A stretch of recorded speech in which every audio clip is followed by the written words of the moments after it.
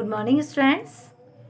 जैसे कि आप सब जानते हैं कि हमारा रिवीजन वर्क चल रहा है, तो आप सब तैयार होंगे अपने रिवीजन वर्क के लिए। और आपको जो प्रीवियस रिवीजन वर्क दिया गया है वो भी तो आपको पूरी तरह से ढंग से लर्न कर लेना। आप सब जानते हैं कि आपके 1st to 4th चैप्टर आपके आएंगे इसमें, तो बहुत सारे क्वेश्चंस इसी में से बन के आएंगे।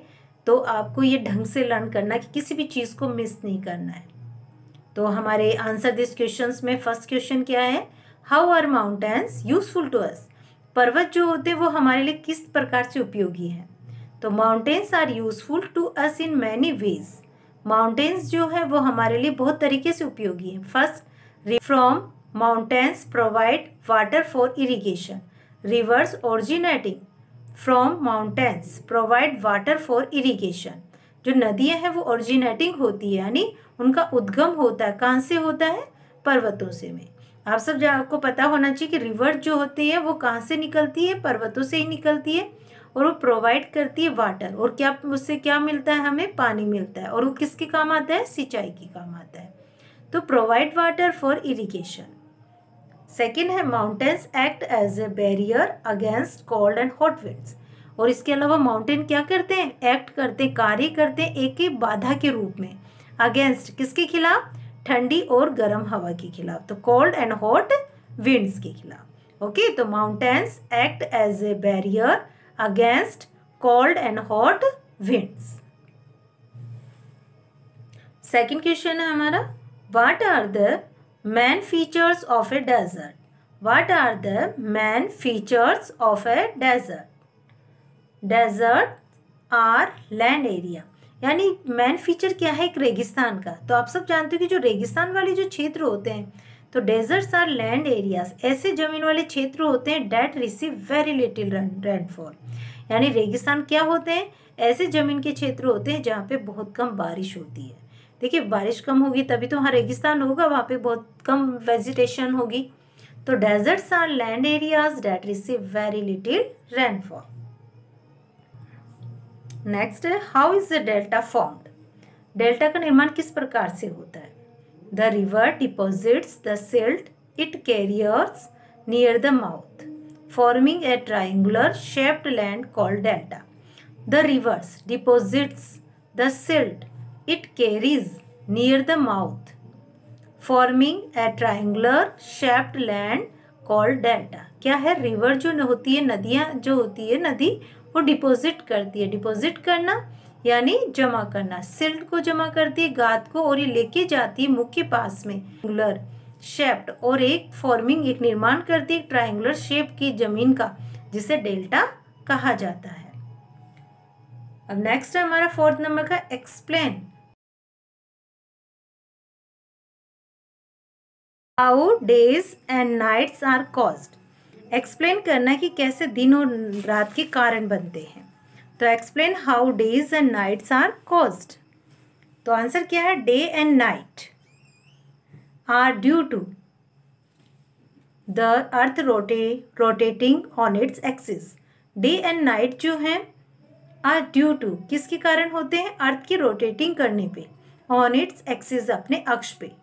यानी अर्थ जब अपने अक्ष पे परिक्रमण करती है, भ्रमण करती है, उसके कारण क्या बनता है? दिन और रात बनते हैं।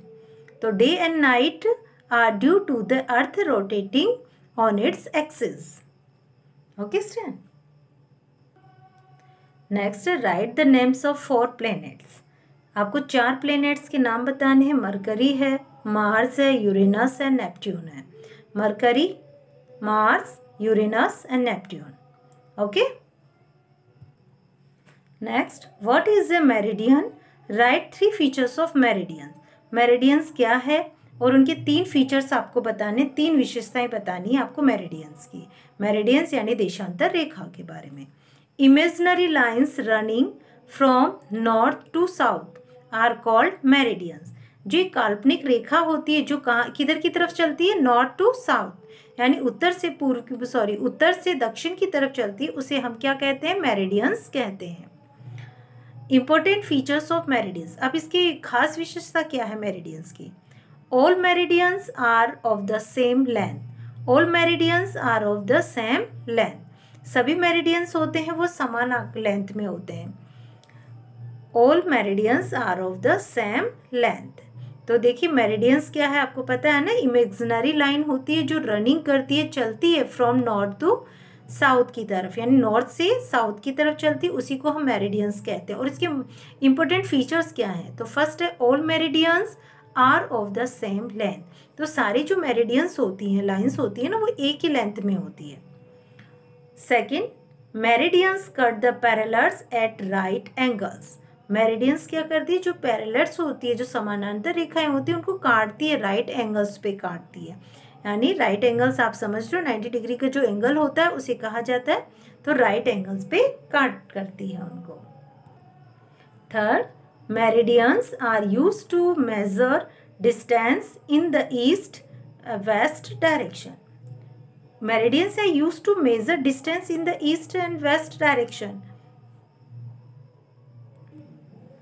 West direction meridians are used to measure distance in the east west direction. जो मेरिडियंस होती है उनका मेज़र करने के लिए, मेज़र डिस्टेंस यानी जो नाप उनके बीच की जो दूरी के लिए मेज़र करने के लिए उपयोग किया जाता है ईस्ट वेस्ट डायरेक्शन में। ओके तो कि तीन इनकी इंपॉर्टेंट फीचर्स क्या हैं, आपने सबने पढ़ा। All meridians are of the same length and meridians cut the parallels at right angles. Cut the parallels at right angle. Meridians are used to measure distance in the east west direction. Seventh question, what is revolution? How long does the earth take to complete one revolution? What is revolution? Revolution क्या है यानी परिक्रमण क्या है, और how long does the earth take to complete one revolution, और कितना समय लेती है पृथ्वी हमारे इस एक चक्र को, परिक्रमण को पूरा करने में। तो the movement of the earth around the sun is called revolution. The movement of the earth, जो पृथ्वी का जो मूवमेंट होती है, हलचल होती है जब सूर्य के चारों ओर चक्कर लगाने की, इज कॉल्ड रिवोल्यूशन, उसे परिक्रमण कहा जाता है। It takes the earth about 365 days or 1 year to complete one revolution. The movement of the earth around the sun is called revolution. It takes the earth about 365 days or 1 year to complete one revolution. यानी अपने एक परिक्रमण को पूरा करने में पृथ्वी कितना समय लेती है, 365 डेज लेती है, या एक साल भी हम कह सकते हैं। टू कंप्लीट वन रिवोल्यूशन यानी एक साल, इसको पूरे एक चक्र को पूरा करने में कितना समय लेती है, एक परिक्रमण को 365 डेज या 1 ईयर लेती है। अब 8 नंबर का क्या है, what is rotation? How long does the earth take to rotate on its axis once? अभी देखिए, अभी हमें रिवोल्यूशन के बारे में था, अब नेक्स्ट क्वेश्चन हमारा क्या होता है, रोटेशन के बारे में आया। तो क्या है रोटेशन क्या है, और ये कितना समय लेती है पृथ्वी जब अपने करती है इसको एक रोटेट करने में। The movement of the earth on its own axis is called rotation.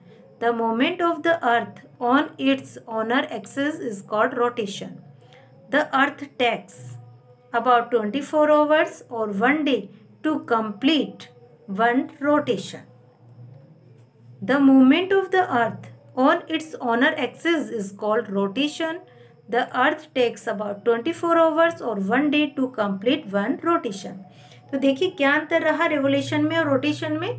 देखिए रोटेशन जब हमारे पूरा होता है तो क्या होता है, 24 hours हो जाते हैं, एक दिन बनता है। लेकिन रेवोल्यूशन होने पे हमारा क्या बनता है, एक ईयर बन जाता है, एक साल बन जाता है।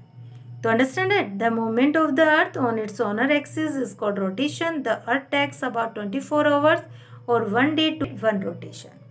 Okay student, तो देखिए आज का हमारा रिवीजन वर्क भी कंप्लीट होता है। मैं डेली के कुछ ना कुछ क्वेश्चंस आपको लिखवा के दे रही हूँ ताकि आप डेली अपने रिवीजन वर्क को लर्न करते रहें। पेपर आए तो आप कंफ्यूज ना हो और किसी भी बच्चे को कोई प्रॉब्लम ना हो। ओके स्टूडेंट, लेकिन आपसे ये कि मैं एक्सपेक्टेशन रख सकती हूँ कि आप रेगुलर इनको लर्न करेंगे। Okay, and thank you.